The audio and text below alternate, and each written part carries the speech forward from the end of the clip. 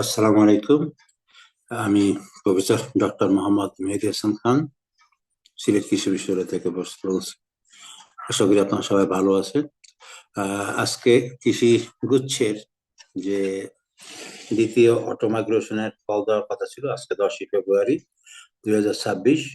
একটু আগে আসলে এই ফলাফলটা প্রকাশিত হয়েছে, এবং এটা আসলে বিভিন্ন যারা শিক্ষার্থী তাদের মোবাইলে ফলাফল দিয়ে দেওয়া হচ্ছে। আপনার মোবাইল থেকে যদি আপনি লগ ইন করেন, যে আমাদের যেখানে ভর্তি যে লগ ইন, এই লগ ইনে গেলে আপনি আপনার ভর্তি সংক্রান্ত যে তথ্য, সেখানে আপনার তথ্য গেলে আপনি দেখতে পাবেন যে আপনি কোন ফ্যাকাল্টিতে চান্স পেয়েছেন এবং কত নাম্বারে চান্স পেয়েছেন। এখানে যেটা হচ্ছে যে রেজাল্টটা তাড়াতাড়ি প্রকাশ করতে যায় বা সামনে নির্বাচন ব্যস্ততা বিভিন্ন কারণে একটা জিনিস ভুল হয়ে গেছে, সেখানে তারিখ যেটা ভর্তির আগের তারিখ দেখানো হচ্ছে, যেটা আগে ছিল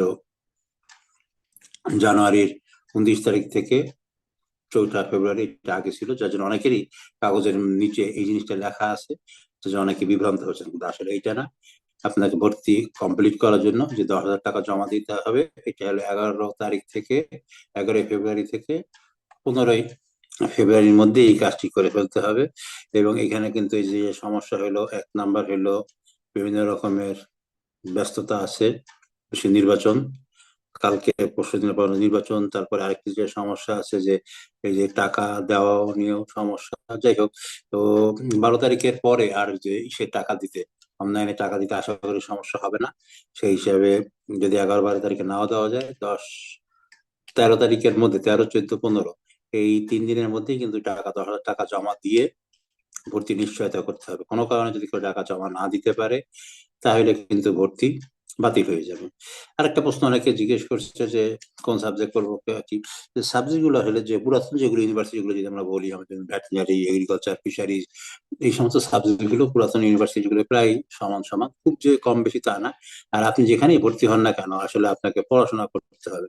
আপনি যদি পড়াশোনা না করেন, ভালো ইউনিভার্সিটিতে পড়লেও কোনো লাভ নাই, চাকরি বাকরি পাওয়া কঠিন। আর সাবজেক্ট যেটা বললাম যে কোনোটাই খুব একটা খারাপ না, যেগুলো পুরাতন সাবজেক্ট, যদি আমি বলি veterinary, animal husbandry, fisheries, agriculture, এগুলো তো খারাপ নাই, এগুলো সবারই বিসিএস ক্যাডার আছে। এগ্রি ইকোনমিক্স এর কথা যদি বলি, অনেকে বলে যে এগ্রি ইকোনমিক্স পড়া যাবে না বা পড়া ঠিক না, অনেকের যে হতাশার মধ্যে ফেলেছে। হতাশা হওয়ার কিছু নাই। এই এগ্রি ইকোনমিক্স পড়ে তো মানুষ টিচার হচ্ছে, শুধু টিচার না, বিভিন্ন প্ল্যানিং এ চাকরি করছে। আমরা কিছুদিন আগে 21-এ পদক দিলাম, দুজনই এগ্রি ইকোনমিক্স থেকে পাস। এগ্রি ইঞ্জিনিয়ারিং থেকে পাস করে আমার জানার মতে আমার পরিচিত একজনই 7 লাখ টাকা বেতনে চাকরি পাচ্ছে। তাই জন্য আপনি যেখানেই থাকেন না কেন, ভালো লেখাপড়া করলে যে কোনো সাবজেক্টই ভালো করা যাবে। আমি যদি মানে ঢাকা ইউনিভার্সিটির আর্টসের সাবজেক্টের কথা বলি, আমার কারণ পালি পালি কারা পড়ে, যারা বৌদ্ধ ধর্মের লোক, এতে তেমন চাকরি নাই, কিন্তু পালি থেকে পড়েও ঢাকা ইউনিভার্সিটি টিচার হয়েছে। শুধু টিচার না, বর্তমানে কোন একটা ইউনিভার্সিটির ভাইস চ্যান্সেলর দায়িত্ব আছে। কোনো সাবজেক্ট কোনোটাই খারাপ না, যদি আপনি ভালো করে পড়াশোনা করেন। তো যার জন্য হ্যাঁ, যারা ভালো সুযোগ পাবে সেটা অবশ্যই সে ভালো সাবজেক্টে বা ভালো ইউনিভার্সিটিতে, পুরাতন ইউনিভার্সিটিতে যাবে। কিন্তু সিট তো আর খালি থাকবে না, যে কোনো জায়গায় ভর্তি হতে পারবে। আর জেনারেল ইউনিভার্সিটিতে আমাদের ইউনিভার্সিটির সিট সংখ্যা বেশি, যেটা অনেকে বলছে বিসিএস কাজার মধ্যে পার্থক্য কি। জেনারেল বিসিএস যে কোনো লোক, সে যদি ডিগ্রি পাস করে, সেও জেনারেল বিসিএস এ পরীক্ষা দিতে পারবে, কৃষিবিদ যারা তারাও পারবে।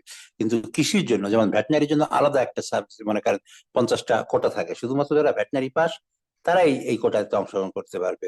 আবার যদি বলি কৃষি পাস, কৃষি কোটা শুধুমাত্র কৃষির লোক, বা ফিশারিজের লোক ফিশারিজ, বা পশুপালনের লোক পশুপালন, এরকমের। এই কোটা কিন্তু অন্য, যেমন আপনি যদি ঢাকা ইউনিভার্সিটিতে বা যে কোনো ইউনিভার্সিটিতে ফার্মেসি পড়েন বা মাইক্রোবায়োলজি পড়েন, সেই কিন্তু কিন্তু এই কোটা নাই। যার জন্য যেটা বলা যায় কৃষির আলাদা কোটা, এটা হলো ওই স্পেসিফিক কোটা কিছু আছে। আর যেটা বলি, যেহেতু আমি নিজে বায়োটেকনোলজি ফ্যাকাল্টির শিক্ষক, সিলেট কৃষি বিশ্ববিদ্যালয় বায়োটেকনোলজি, এটা 12 বছর পূর্তি হয়ে গেছে, 13 বছরে যাচ্ছে।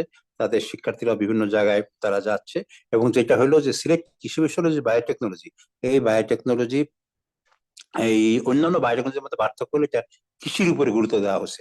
কৃষির বিভিন্ন সেক্টর এখানে পড়ানো হচ্ছে, যার জন্য কৃষির বায়োটেকনোলজি আমাদের সিলেবাস অন্য যে কোনো জেনারেল ইউনিভার্সিটি সিলেবাস থেকে একটু হলেও ভিন্নতা আছে।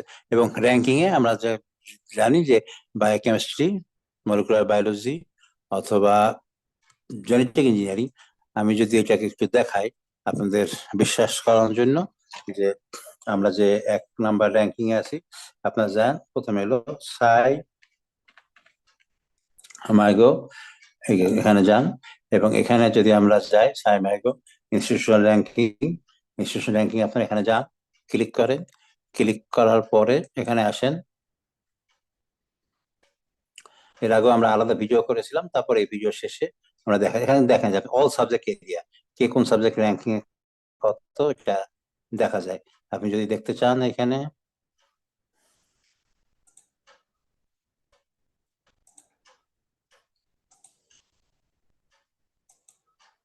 আমরা সাইমাইগো র্যাঙ্কিং এ এসেছি। এখানে যদি আমরা ক্লিক করি তাহলে বায়োকেমিস্ট্রি, জেনেটিক্স এন্ড মলিকুলার বায়োলজিতে পুরো বাংলাদেশের মধ্যে ওভারঅল র্যাঙ্কিং 2025 সালে সিলেট ইউনিভার্সিটি 1 নাম্বার। বায়োটেকনোলজি বা বায়োকেমিস্ট্রিতে আমরা কিন্তু সিলেট বিশ্ববিদ্যালয় 1 নাম্বার। আমরা যদি ওভারঅল র্যাঙ্কিং এর জায়গায় যদি আমরা অন্য কিছু দেই, মনে করেন আমি যদি ইউনিভার্সিটি দেই, যদি সব জায়গায় মিলে আমরা 1 নাম্বারে, তাহলে ইউনিভার্সিটি ছিল হইলে তো অবশ্যই আমরা 1 নাম্বারে আছি। এরপরে যদি আমরা আসি ইসলামিক ইউনিভার্সিটি বা খুলনা ইউনিভার্সিটি, ঢাকা ইউনিভার্সিটি, ব্র্যাক, অন্যান্য ইউনিভার্সিটি গুলো আমরা দেখতে পাচ্ছি অনেক পরে। তো সেই হিসেবে কৃষির মধ্যে যদি আমরা বলতে চাই বায়োটেকনোলজিতে অন্যান্য ইউনিভার্সিটি আসছে, যেমন খুলনা বা ইসলামিক ইউনিভার্সিটি বায়োটেকনোলজি বা বায়োকেমিস্ট্রি আসছে, কিন্তু যেহেতু আমাদের চেয়ে একটু ভিন্ন, এই জন্যই আমরা র্যাঙ্কিং এ আগে আছে। ওয়ার্ল্ড র্যাঙ্কিং যদি আপনি দেখেন, সেক্ষেত্রে কিন্তু পুরো ওয়ার্ল্ডের মধ্যে আমরা 1573, সেখানে অন্যান্য ইউনিভার্সিটি যেমন ইসলামিক বা তারা দেখা যাচ্ছে অনেক বেশি। তো সেখানে আমরা অনেক এগিয়ে আছি। তো সবাইকে ধন্যবাদ, আশা করি আপনারা সবাই বুঝতে পারছেন। আসসালামু আলাইকুম।